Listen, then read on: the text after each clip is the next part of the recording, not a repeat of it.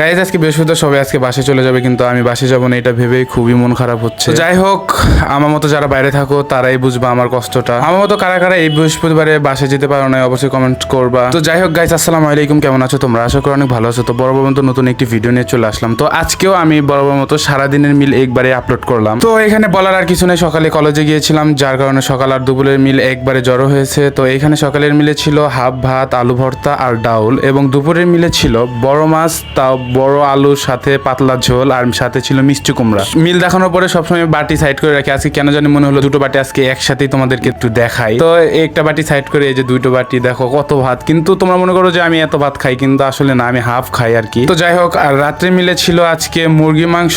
ভাই মুরগি মাংস দিলে কেন জানি না আমার কপাল, ভাই আমার ভাগ্য সবসময় ভালো থাকে। এখানে আমি 2 পিস মুরগি পাইছি, একটা পাখনা আর একটা ফ্রেশ মাংস আর কি, আর সাথে ছিল পাতলা ডাউল। যাই হোক, আজকে সারাদিন মিল অনেক তৃপ্তি করে খেলাম, আলহামদুলিল্লাহ।